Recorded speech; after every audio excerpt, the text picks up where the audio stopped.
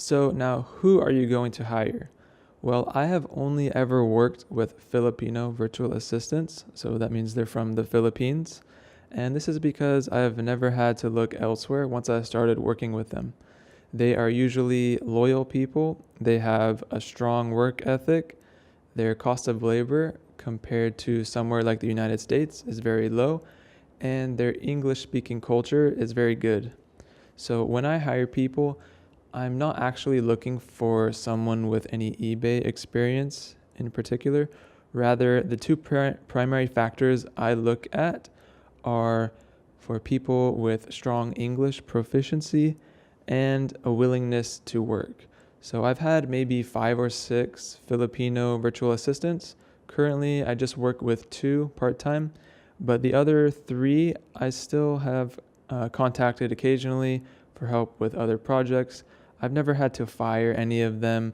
It's just I usually hire these people part time and I say, hey, you can work as much as you want for me.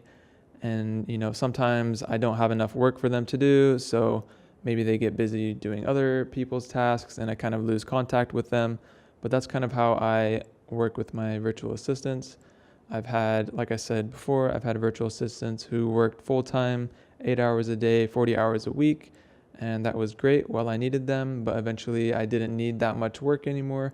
So currently I'm just doing part-time work and that works fine for me.